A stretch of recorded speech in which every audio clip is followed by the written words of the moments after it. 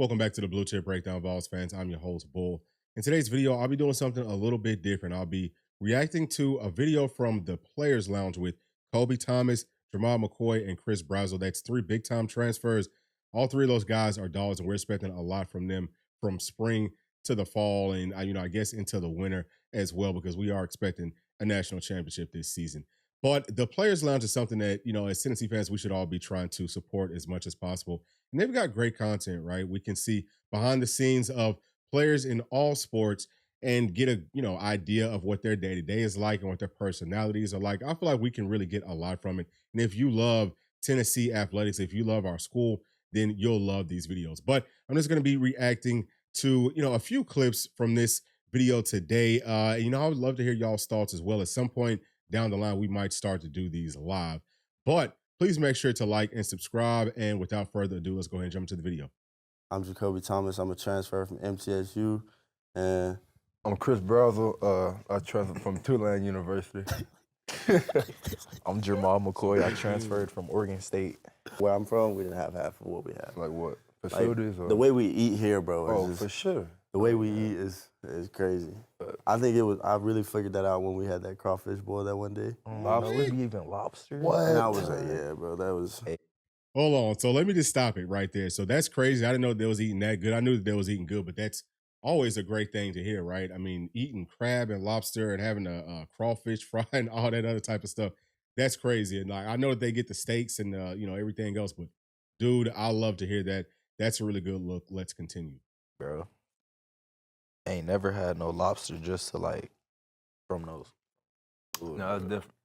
So when y'all was in the portal, like, just out of high school, like how weird was it being in the portal? Like, how different was it from other high school recruiting process?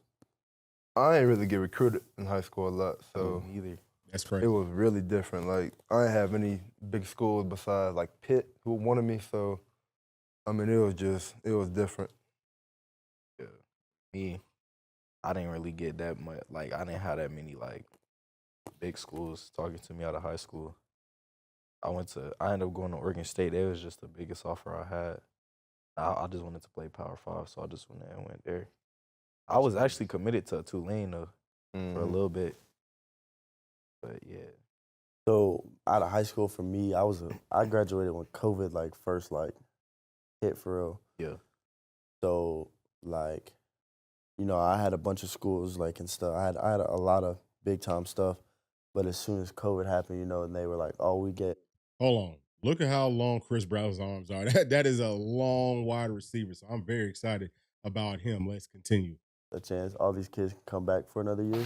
I kind of just everything just kind of shot out the window. And then I ended up going to MTSU, which is 40 minutes down the road from my house. Yeah. So who was the first coach that hit y'all up when y'all started talking to UT? Who was? Yes. Boy called me out the.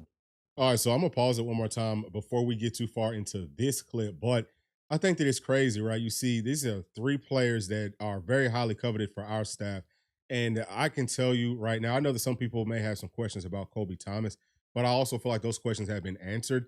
And a lot of those questions was just centered, around him coming from MTSU. But now that we're seeing him and we're hearing what the coaches are saying about him, we understand that he's going to be a stud. And the further we get into this, the more that y'all are going to realize that. But it's crazy to see these three guys that are going to mean so much to this team over the next season or two were overlooked coming out of high school. I just think that goes to show that, if you just continue to stick with your craft, then you can continue to elevate your game. And also, this is a situation where the transfer portal is actually beneficial. I know some people may love it, some people hate it, but in certain situations, it can really change some of these young student athletes' lives. So I'm very happy to hear that for these three young men, and I hope that it does change their lives for the better.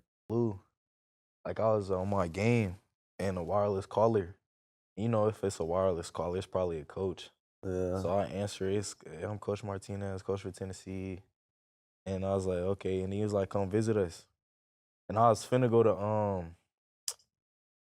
on a visit. I don't know where I was finna go. But then I ended up canceling it to go to Tennessee. I came up here, and it was just I just liked everything. All the other coaches, Coach Hype. A bunch of good stuff. I feel that. Kind of how it was for me, but I want to play SEC football for sure. So, shoot, SEC. I like the offense. I like the country. I like Knoxville, cool city. So that's what did it for me. Yeah. All right, so for both of these players, for those of y'all who don't know, in that transfer portal, we just talked about how it was for them coming out of high school, but in that transfer portal, everyone wanted them. So we had to beat out some very, very high caliber teams for their services. And I think that it speaks volumes that we were able to identify them early on in the process and that we closed out on. We're actually going to have a video coming out here pretty soon, probably with P and I, just talking about how the staff has done a really good job of identifying talent. But let's listen to what Kobe Thomas has to say. I mean, see, I didn't grow up in Tennessee, but like if you grow up in Tennessee, you kind of just like know like Another day.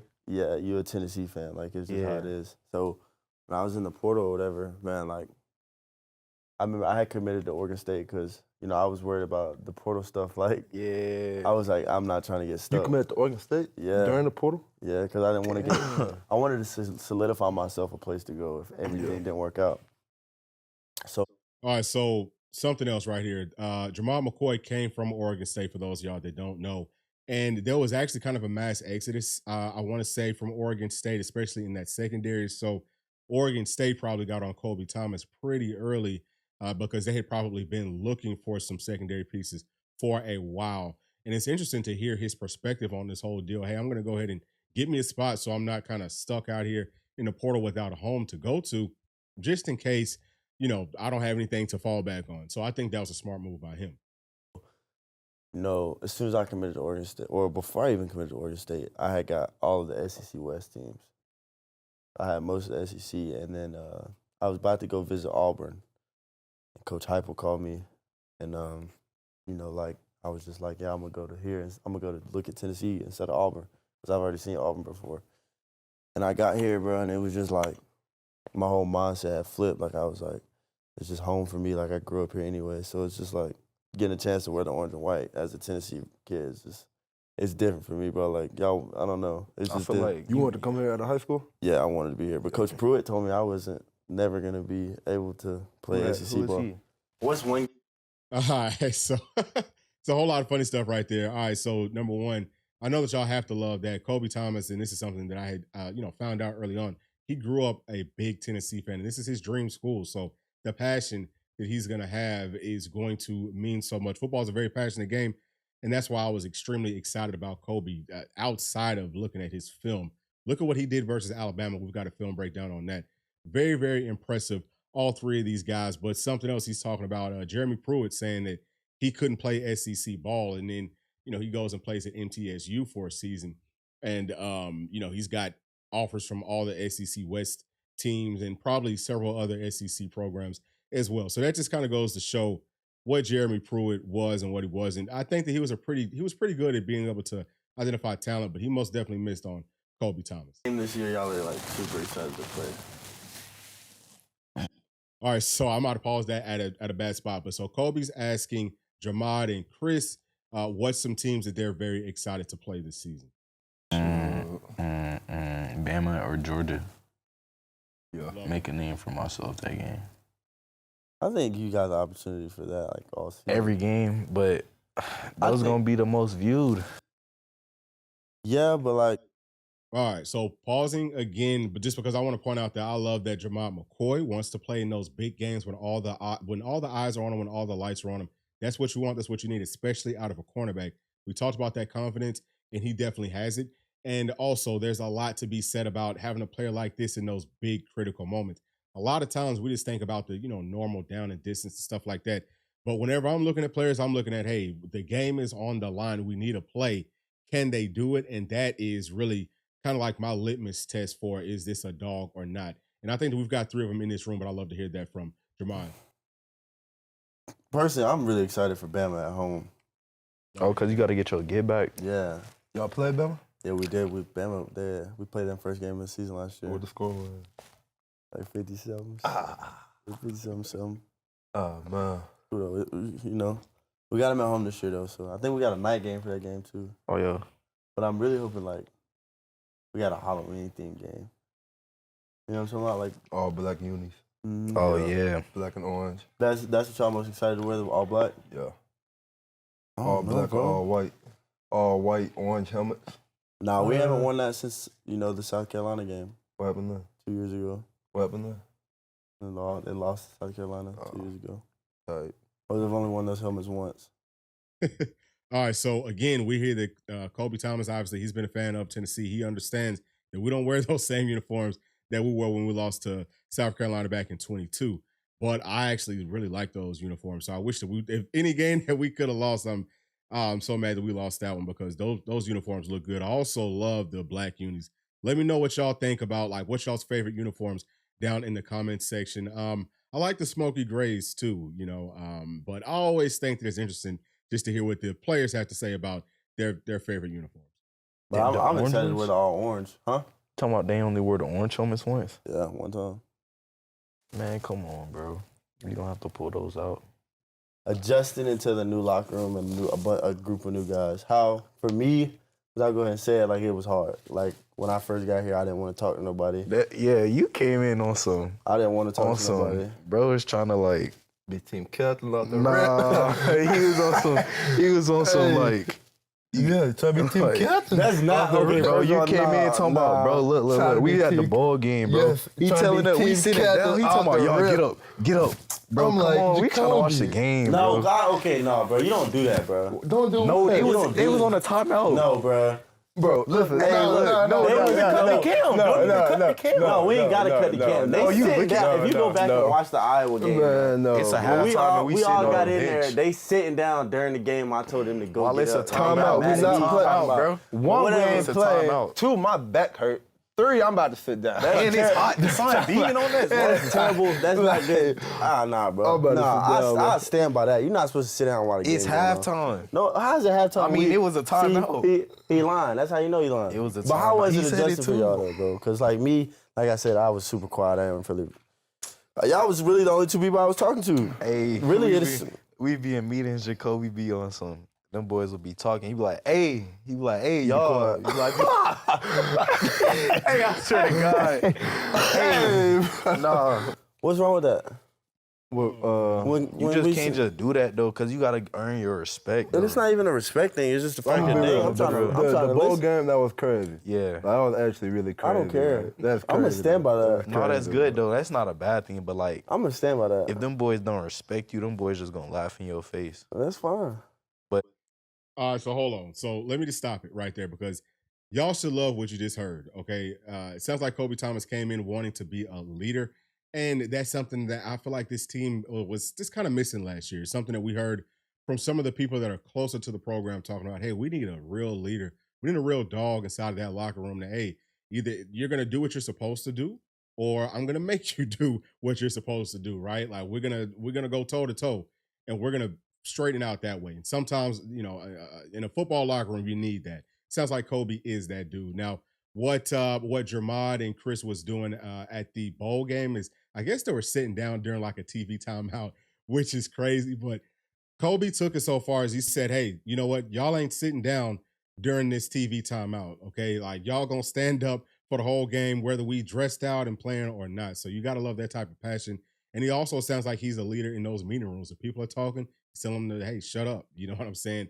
We not talking right now. It's time for us to lock in and be focused. That's what you need, okay? You need several players like that throughout an entire locker room. And I'm going to tell you, by the way that he's going to play, by the way that I'm anticipating that he'll be playing, he will be, one of the leaders. And I think that these other 2 players right here in Jermod and Chris will also be leaders. But, they may just lead in a different way. So let's finish up hearing what the So we come out here like, no. Yeah, but I'm saying like It's you're not straight supposed to now, sit, you're not supposed to sit down while the game going on. But how was it adjusting though? Like the Shoot. group, what's your position group for definitely? it was cool, bro. They was happy I came. Like, they was happy we was here, though. Because they felt like we were just going to make the room better. But, like, they was just really, like as a whole, oh, yeah, we finna be a better DB core, so. I will say that though. I feel like we are like a real close group. Yeah. Like, it ain't no everybody that doing their own thing. Everybody's just kind of. Yeah. So for me, like what I'll say is, like my transition with like like I said, bro, I was real strict and upburned. Like I don't really like meeting new people and nothing like that.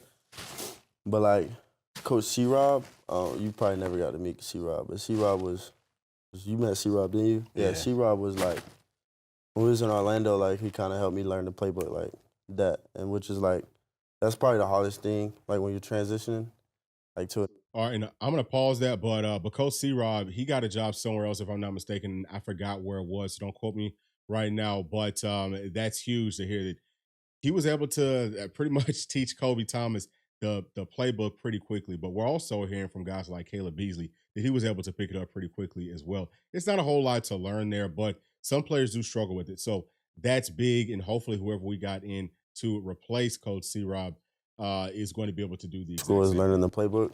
So do y'all feel like everything is kind of piecing together? Like this place feels like home to me now. Like it doesn't feel like it's any different. So, but like, is there like a guy that helped y'all, like a specific person, someone that helped y'all like, adjust to everything? Liam, Coach ET. Yeah, they like just done little one-on-ones with them, just going over some of the plays and stuff. Yeah, that really helped. How y'all feel about Coach Hype, man? I ain't gonna stop. I mess with We Hype. talk about that. He I cool. like Hype. Coach He Hype real cool. Yeah, he a cool Coach dude. Hype cool. Real talk. No, I can't talk about. I know about Willie. Yeah, you feel me? I like Willie. Nah, so I love Coach Hype. Yeah. I think he's probably like he's a real like family coach. Like he don't treat, it's not like we're players and we're all kind of more or less just like a Son. yeah, like it's not. He chill, like he cool. Like I like him. That boy told me to put his contact with Coach Hype. Yeah, that's what he. I get coached by Coach Banks. That's hard. I like that. Majority of the time, you got coach. You usually with ET, Coach Nez. All right, so if y'all missed it because I was talking, Kobe Thomas just said that he gets coached by Coach Banks, and he's talking to Jermod McCoy, said that he gets coached by Coach ET and Coach Martinez. But one thing I'll say about here, bro, is everything is a lot more player oriented. You know what I mean? Like we're not here all day. They're not keeping us here 24/7. Like so much stuff we're having to do. They really just keep it real simple. But we get a lot of free time to like just be. Get your work in and get out. Yeah, like they don't keep us there all day. We in and out, and they real big on like prehabbing, like taking care of your body. Mm-hmm. Like that's like a big thing. Like I've never had to forcefully take a cold tub. Like I've never had to do that. Or maintenance. Like I've never heard that. Yeah. It's crazy. Man, look, them cold tubs ain't no joke. I can tell y'all that right now. But that's really good to hear. So number one, it sounds like they all love Coach Heupel, but I think that everyone does. It's hard not to. He just has a great personality, and you can tell that. I've never actually met him, but you can just tell from the way that he carries himself and the way that he interacts with the players. You can tell that they genuinely care about him. And teams will play a lot harder for coaches that they care about on a very genuine level.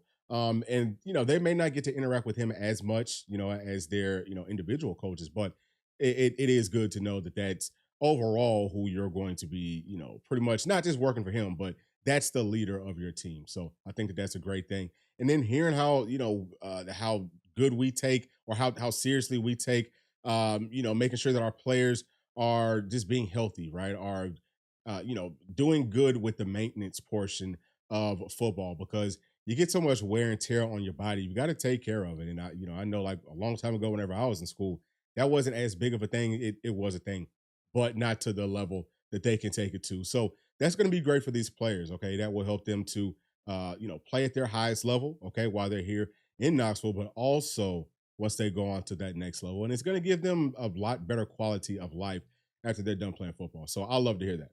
Because like we've been asking for that game for so long. And now we finna get it, and we own it. And now we finna be in it. Ask the question. You feel me?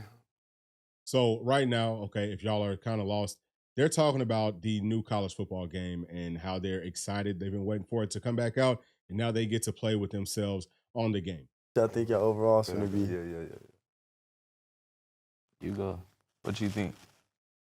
What I think? I'm gonna be realistic, probably like 82, 83. What you think? Oh no. I better have Probably 99 hit power though. 980. Hold on now, okay? Because Kobe Thomas wants to have a 99 hit power. That tells you a lot. He said he's going to be realistic but he wants 99 hit power, which means that inside of his mind is realistic. I'm telling y'all, he's going to be a thumper once them pads come on. The 80s. I gotta be an 84. 80 something, bro. 80 Everybody something wants to be for sure. somewhere in the 80s. I gotta I've have never 90. heard anyone say 90. I've never heard anyone say 70 at all. Anyone who I've ever heard ask this question, they all say somewhere in the 80s. But I know inside their hearts, they all want to be like a 99. Like that's probably really what they think that they deserve. I hit power though. Yeah, I for sure need. Aggressive catch. 99. I'm saying I gotta have a high. I like that. I'm gonna tell you that's why we got him, because playing in the SEC, that's gonna be critical. We need somebody who can make those aggressive, tough catches, and it's good that he thinks of himself as a 99 in that category. Those two on defense, because I play a receiver, but I was head tapping. So, like, Okay, I bro. still be head tapping on defense too, though. Ooh. No, I should get a good overall, I think. I'd say like realistically though, probably like 85, 86. I'd be smooth with that. Like I'm Who y'all not think who y'all think finna have the highest on the team? James. Yeah, Pierce. James. Yeah. I don't know, bro. Nico probably. Hey, comment down in the comment section who y'all think is going to have the highest overall on our team. I think it probably will be James Pierce, just to start off. And if they update those rosters halfway through the season, it might end up being neck and neck between James Pierce and Nico. Maybe Brew. Or bro. I would definitely say one of them three though, for sure. Brew gonna be the highest receiver. Damn. I say I probably was about to say Squirrel would be the highest. Squirrel. Bro, hold on. Let me ask y'all. Did y'all see that catch he had against Bama last year? Nah. Front left corner of the end zone, bro. When y'all get a chance, go watch it.